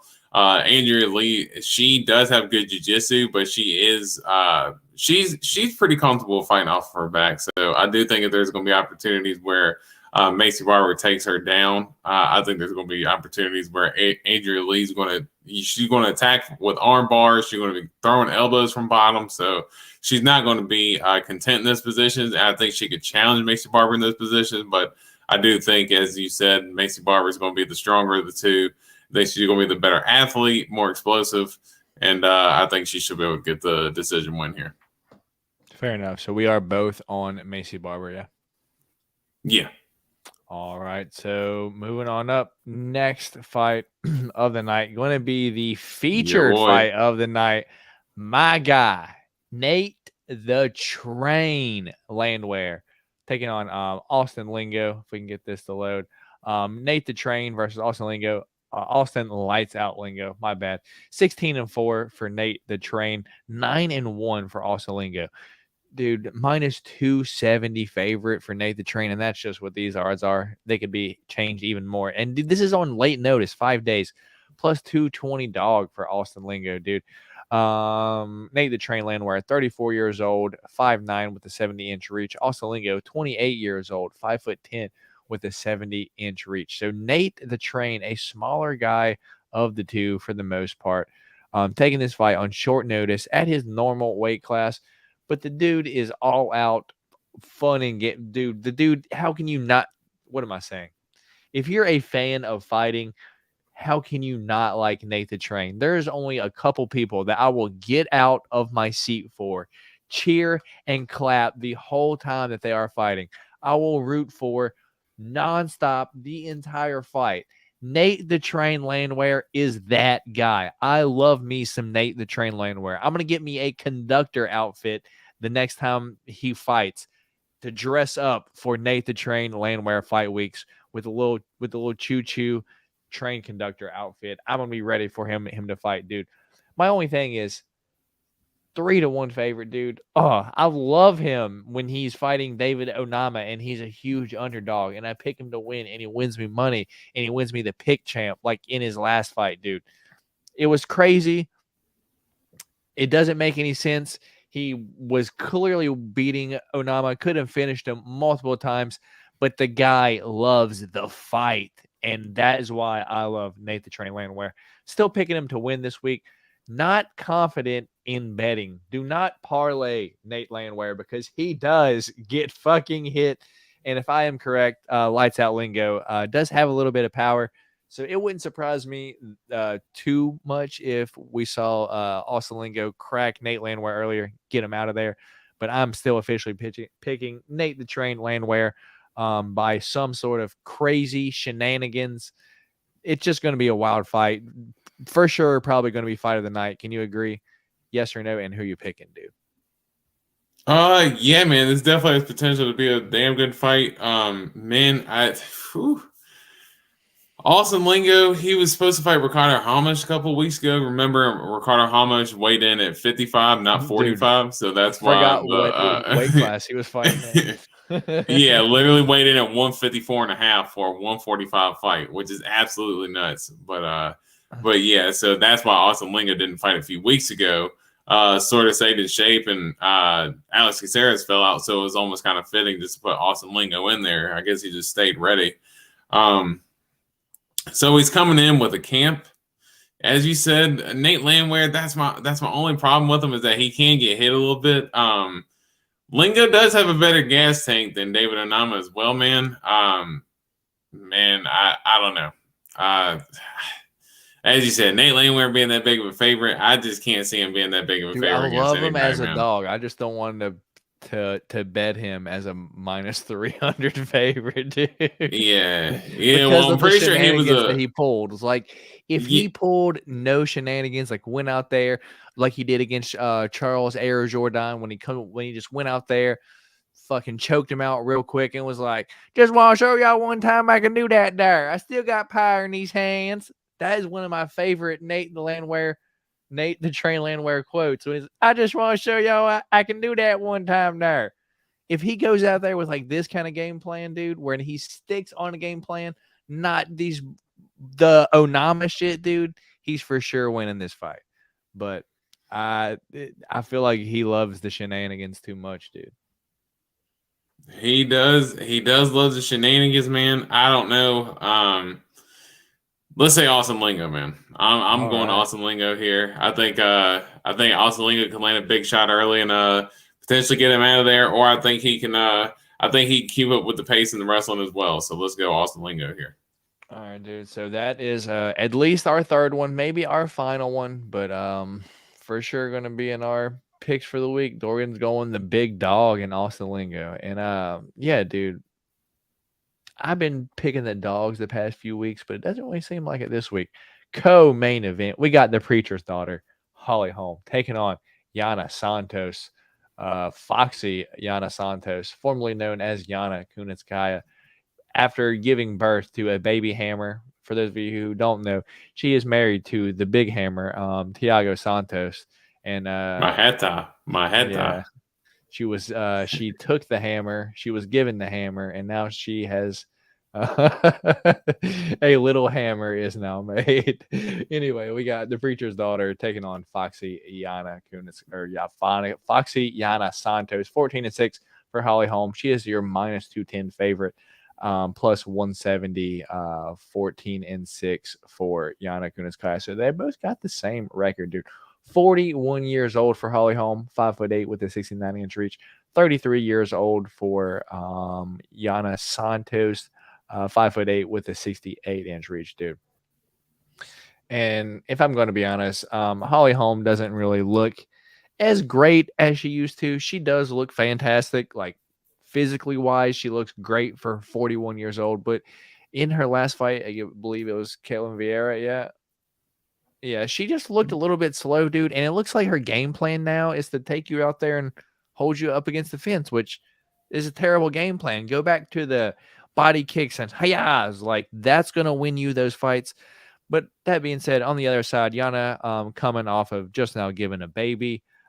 She isn't too great herself. I just don't really know what are we doing here. Why is this so high up on the card, for one? And dude, what are the actual odds for this? Because if like Holly Holm is only a 210 favorite, I might have to put some money on this Holly Holm by decision, or like Holly Holm in round 3 or decision, and a lot. When I'm looking on ESPN right now, it looks like they got Holly Holm at minus 240. Yeah, it makes a lot more sense.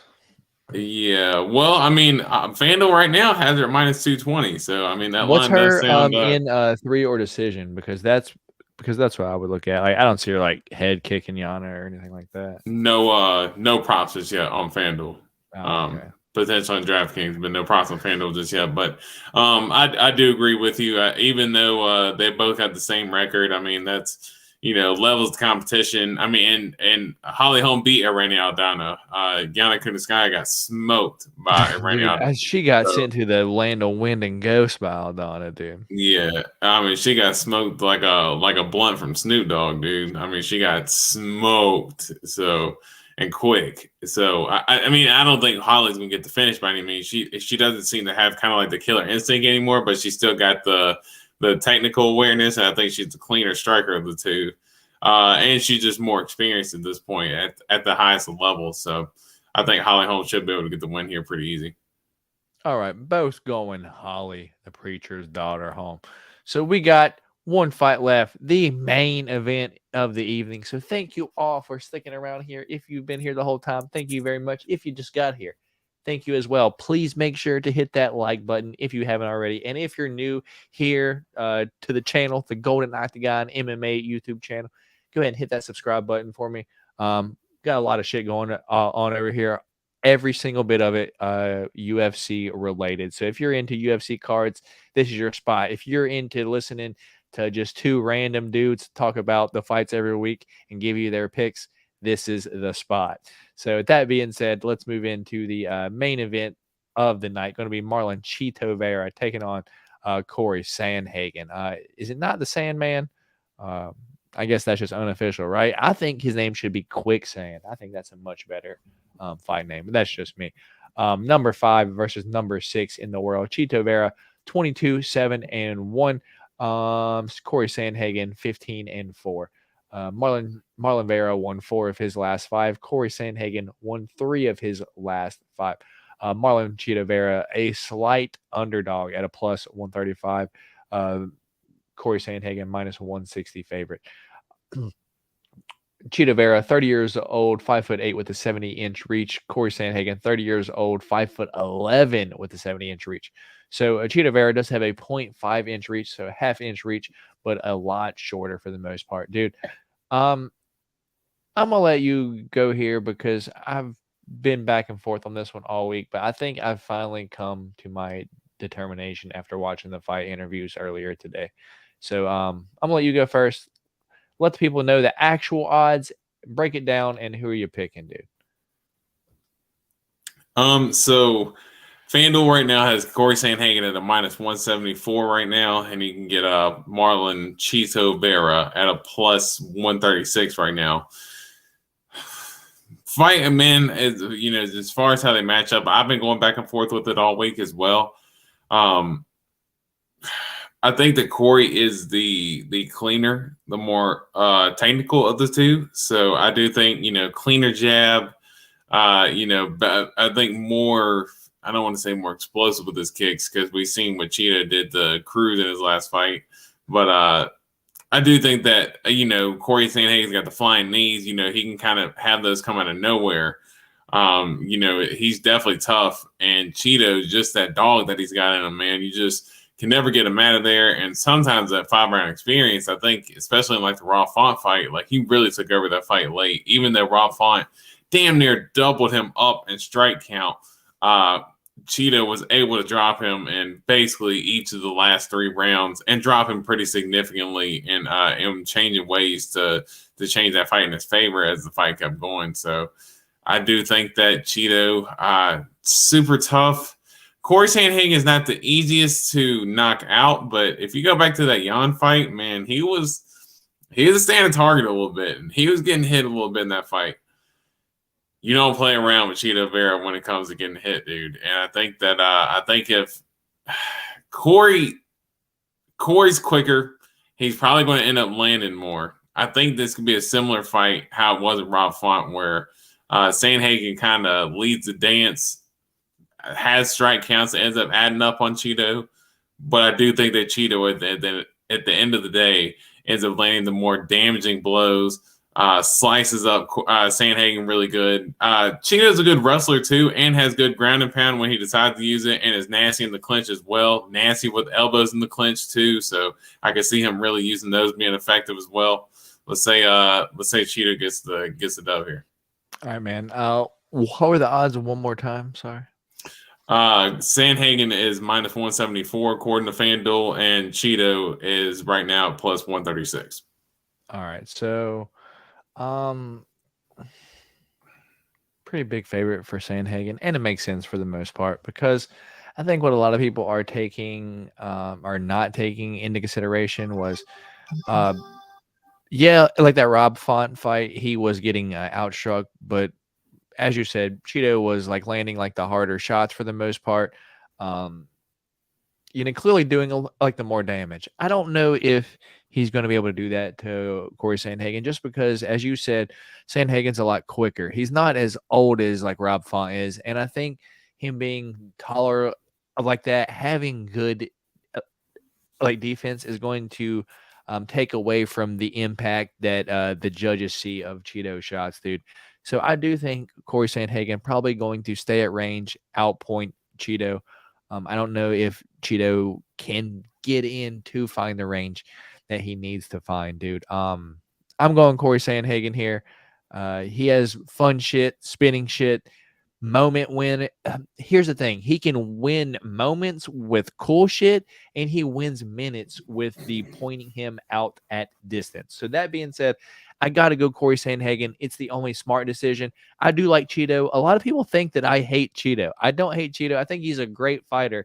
I'm just a Sean O'Malley fan, and you can be fans of both, you know.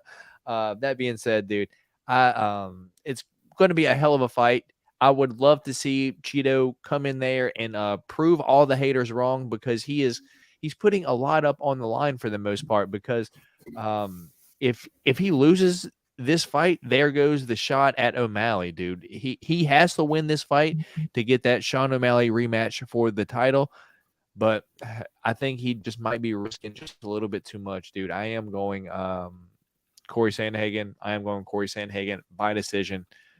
And we'll have another different one on the week, dude. Another different pick in the main event. And it keeps happening like this year. Yeah, we keep picking different on the main event.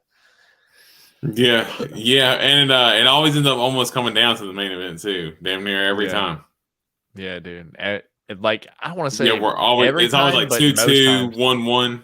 Yeah, it's always 2-2, 1-1 going into that last fight, and it's like, fuck, I'm sitting there biting my nails because it's going into the fucking main event. I'm like, damn it, why can I not get this shit over with early on in the card? All right, dude. So our fights to pick from are the main event: Marlon Chito Vera versus Corey Sandhagen. We got Nate Landwehr versus Austin Lingo. We got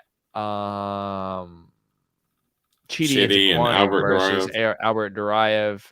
And then we have the other last one that we are going to do is going to be Trevin Giles versus Preston Parsons. So those are going to be our four that we pick from. Do you want to take... Do you want to do three, or do you want to do four? Yeah, we're going to have three, but we got to have a backup. So which three do you want to do from those? Let's do Trevin Giles, Parsons, Lingo, Landwehr. Let's drop the Lingo Landwehr off on there, and if the Duraev Chitty, then you got Cheeto Corey, and then you got Parsons Giles. Let's do those three. All right, so you're taking Austin Lingo fight off, as you should. He's a huge underdog, but as I said, I don't like the I don't like Nate Landwehr as that much of a favorite. It kind of scares me. I'd be scared to pick him, dude. One more note before we get out off this: it wouldn't surprise me if Manel Kape versus Alex Perez fight either did not happen or does not take place at 125, dude, because we both know both these fighters love missing weight. I don't think any of them have made 125 yet in at least a long ass time. Both fighters love to miss weight. So if this fight does happen, expect this to take place probably at 130 or some kind of catch weight, or one, if not both fighters missing weight. Thoughts on my final prediction on that fight, dude? Alex Perez versus Manel Kape. Alex Perez, as I said, you go back to that Tapology, dude, and you will see about 19,000 cancellations in a row that he had. So yeah, I would not be surprised in the slightest bit if that fight ended up falling off. I would not be surprised. And before we get out of here, let's see what's up with the chat. We got Kyle Sis saying Cheeto all day. A Jackson going to play out the same way as Dominic Cruz fight. but Sandhagen survives. Maybe, dude. So I believe he says Sandhagen by decision for the most part. Sandhagen has to watch out for front kicks and how he hops into the pocket. Yeah, I could for sure see that. Sandhagen will win, but bet the farm on it. Bet the farm, baby. That's such an old Ajax, expression. Jackson agreeing with one of us. Sandhagen got robbed in the Cruz fight. Do you think the Jan fight, maybe? Is that what they meant? Because Sandhagen has fought Cruz. Maybe even the TJ fight. Who knows? Who knows? Every time Cheeto loses, he throws a fit. Hey, I mean, I would hate losing too, like, and your fighter. So, that's probably like your one shot. And the thing that swayed me earlier, dude, was I listened to Corey Sandhagen in his I guess the what is it called? Like the media day shit. And right. He was like, the way like I started looking at all these fights after the Jan fight was, I only have one chance, one night to prove that I am fucking better than that guy. So if I don't do it that night, then there's a big chance that I will never get the opportunity again. So from now on, I have to look at every fight like that. Like, this is the only one opportunity that I'm ever going to get to prove to this guy that I'm like fucking better than him. So after he like fucking said that, I was like, you know what? I'm on the Corey Sandhagen train. I got Corey Sandhagen this week, so I'm rocking Corey Sandhagen. Hopefully he can keep me and still this week, baby. Pick champ, reigning and defending. Going to continue to have it. Those are our three different picks. Corey Sandhagen versus Marlon Cheeto Vera. Chidi Njokuani versus Albert Duraev. And Preston Parsons versus Trevin Giles. Those are our three different picks. And if one of those falls out, Dorian is going to take Austin Lingo against Nate Landwehr. Hopefully, all these fights stay on this week, because that's an awful one to have to replace the rest of your fights with, dude. But that being said, man, he's the biggest underdog between all of our picks too, I'm pretty sure. Yeah, and Swayze Dalton, I'll go Cheeto, controlling the center, landing harder shots, and that's probably how it's going to go for the most part. But is his harder shots going to out volume